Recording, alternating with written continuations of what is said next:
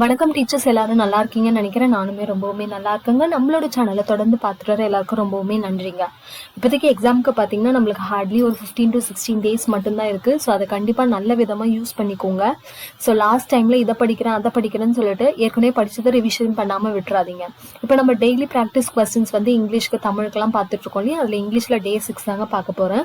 அதே மாதிரி இந்த வீடியோவில் என்ன சொல்ல வரேன்னா, நிறைய பேர் ப்ரீவியஸ் இயர் கொஸ்டின்லாம் PDF-ஆக கேட்டிருந்தீங்க. அதுக்கான லிங்க் வந்து நம்ம டிஸ்கிரிப்ஷன் பாக்ஸில் கொடுத்துருக்கேன். அதுக்கான question paper as well as tentative answer key தாங்க இருக்கும். ஏன்னா அந்த ஆன்சர் கீழ மிஸ்டேக்ஸ்லாம் நிறையவே இருக்கு. சில வீடியோஸ்லேயே நான் வந்து அதை வந்து எந்த ஆன்சர் வரும் மாற்றி வரும் அப்படின்னா, அதாவது 1 or 2 கொஸ்டின்ஸ் மட்டும்தான் மாறும், எல்லாமே தப்புலாம் கிடையாது. 1 or 2 கொஸ்டின்ஸில் டிஃப்ரென்ஸ் இருக்கலாம். ஸோ அதை நீங்கள் வந்துட்டு நம்மளோட வீடியோ பார்த்து கூட சேஞ்ச் பண்ணிக்கோங்க. அண்ட் எக்ஸ்ப்ளனேஷன் வேணும்னா நம்மளோட வீடியோஸை பார்த்தீங்கன்னா அந்த ப்ரீவியஸ் இயர் கொஸ்டினுக்கான எக்ஸ்ப்ளனேஷனும் ஓரளவுக்கு நம்ம போட்டிருப்போம். ஸோ இன்னைக்கான வீடியோக்குள்ளே நம்ம போகலாம். அதே மாதிரி இதுக்கு முன்னாடி போட்ட இங்கிலீஷ் இம்பார்ட்டன்ட் டாபிக்ஸ்க்கும் நான் PDF கொடுத்துருக்கேன். ஆனால் அந்த PDFலாம் இதுக்கப்புறம் ஒர்க் ஆகுமான்னு எனக்கு தெரியல. ஏன்னா நான் ஒரு ஃபோல்டராக கொடுத்துருந்தேன். அந்த ஃபோல்டர்லேருந்து நீங்கள் ஒன்று எடுத்து படிச்சுக்கலாம். சரிங்களா? சரி, வாங்க வீடியோக்குள்ளே போகலாம். இன்னைக்கு டெய்லி ப்ராக்டிஸ் கொஸ்டின் Day 6 தாங்க பார்க்க போகிறோம். சினானம்னா மீனிங் தெரியும். க்ரௌச்டு அப்படின்னா என்னென்னா பெண்ட் இல்லைனா ஸ்டாப்டு டவுன் அப்படின்னு அர்த்தம். ஓகேங்களா? க்ரௌச் அதுனா பெண்ட் இல்லைனா ஸ்டாப்டு டவுன். அடுத்து ரவீந்திரநாத் தாகூர் ரோட் கீதாஞ்சலி. ஓகேங்களா? இவரோட ஃபேமஸான புக்கு கீதாஞ்சலி. அது எந்த வருஷம் எழுதினார்னா 1912. சரிங்களா? ரவீந்திரநாத் தாகூருடைய ஜனகண மனகதி தான் நம்மளோட நேஷனல் ஆந்தமா நம்ம வச்சிருக்கோம். இவர் வந்து ஒரு பெங்காலி ரைட்டர், ஞாபகம் வச்சுக்கோங்க. சரிங்களா? Bengali writer, Nobel prize winner. இந்த மாதிரி நிறைய அவரை பத்தி சொல்லலாம். நெக்ஸ்ட், இது வந்து ஒரு ப்ரீவியஸ் இயர் கொஸ்டின்ல கேட்டிருக்காங்க. My reminiscences is written by யாரால எழுதப்பட்டதுன்னா ரவீந்திரநாத் தாகூர். அவருடைய 50வது வயதுல எழுதப்பட்ட ஒரு ப்ரோஸ் தான் என்னன்னா மை ரெமினிசன்ஸ். ஓகேங்களா? அவருடைய 50வது வயதுல, அதுவும் அவர் வந்து ஒரு ஃபிளைட்ல டிராவல் பண்ணும்போது எழுதி முடிக்கப்பட்ட ஒரு ப்ரோஸ் தான். சரிங்களா? நெக்ஸ்ட், சினானம்ல ராட் அப்படின்னா என்னன்னு சொல்றாங்கன்னா காஸ்ட். ஓகேங்களா? காஸ்ட். நெக்ஸ்ட், கிளிப்டு வேர்ட்ஸ் ரொம்பவுமே இம்பார்ட்டன்ட்ங்க. அதனால அதாவது நான் ஒரு கொஸ்டினாக கொடுக்காம அதில் ஒரு 4-5 கொஸ்டின் அந்த மாதிரி கொடுத்துருக்கேன். ஓகேங்களா? ரிவிஷன் பர்பஸ்க்காக தான். அட்வர்டைஸ்மெண்ட் அப்படின்னா என்னன்னு சொல்லுவாங்க ஷார்ட்டா ஆட். மூவிங் பிக்சர் அப்படின்னா என்னது மூவி. ஜுவாலஜிக்கல் பார்க் அப்படின்னா என்னது ஜூ. இன்ஃப்ளூயன்ஸா அப்படின்னா என்னது ஃப்ளூ. கேசோலின் அப்படின்னா என்னது கேஸ். உங்களுக்கு இதை கொடுத்துட்டு இதையும் கேட்பாங்க, இல்லை இதை கொடுத்துட்டு இதையும் கேட்பாங்க. எப்படி வேணாலும் நம்மளுக்கு கேட்பாங்க. இதுக்கான வீடியோவும் நம்ம போட்டிருக்கோம், நம்ம பிளேலிஸ்ட் செக் பண்ணி பாருங்க. அடுத்து பாருங்க பிளெண்டிங் வேர்ட்ஸ். பிளெண்டிங் வேர்ட்ஸ்னா 2 வேர்டை நம்ம அதாவது மீனிங்ஃபுல்லான 2 வேர்டை ஆட் பண்ணி புதுசாக ஒரு மீனிங்ஃபுல்லான வேர்டை கிரியேட் பண்ணுறது தான் blend words. Electro plus execute என்னன்னு சொல்றோம்னா எலக்ட்ரோக்யூட். பிரேக்ஃபாஸ்ட் பிளஸ் லஞ்சை brunch. Spanish plus English ஸ்பாங்கிலிஷ்.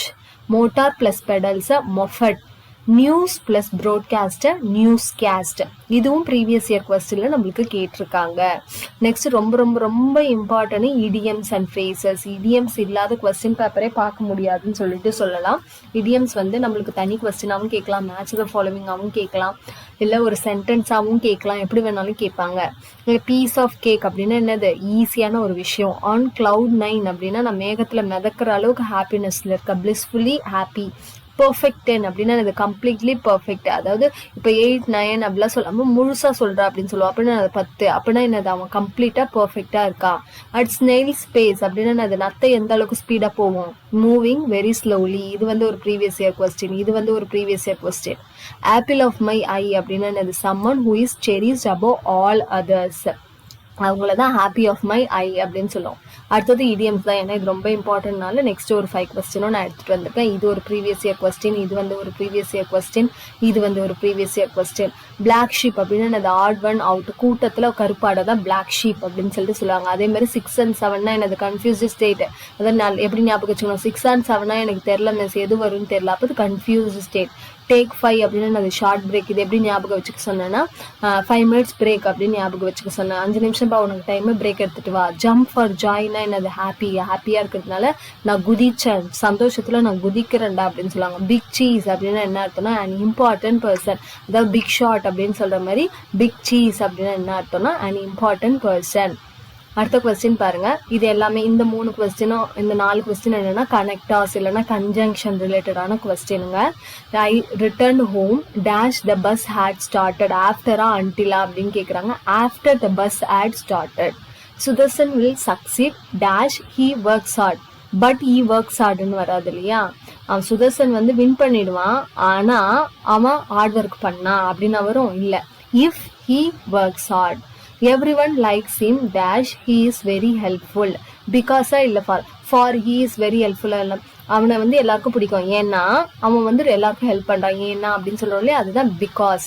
Next இந்த மாதிரி கொஸ்டின், இது வந்து ஒரு ப்ரீவியஸ் இயர் கொஸ்டின்ல கேட்டிருக்காங்க. அதாவது நம்மளுக்கு கன்ஜங்ஷன் 3 டைப்ஸ்ல இருக்குல்ல, இதுல வந்து கன்ஜங்ஷனுக்கு எங்க யூஸ் பண்ணுவோம், இந்த மாதிரி இதுலாம் இருக்கு. இப்போ இந்த தோ, அல்தோ, ஈவன் தோ இந்த வேர்ட்ஸ் எல்லாம் எங்க யூஸ் பண்றோம்னா சப்பார்டினேட் கன்ஜங்ஷன் ஆஃப் கன்செஷன் டைப்ல யூஸ் பண்றோம். ஸோ இந்த மாதிரி வார்த்தைகள் கொடுத்துட்டு இது என்ன டைப் ஆஃப் கன்ஜங்ஷன் எங்க யூஸ் பண்ணுவோம் அப்படின்றதையும் நம்மளுக்கு கேட்பாங்க. இது ப்ரீவியஸ் இயர் கொஸ்டின்ல நம்மளுக்கு இந்த டைப் ஆஃப் கொஸ்டின் வந்திருக்கு.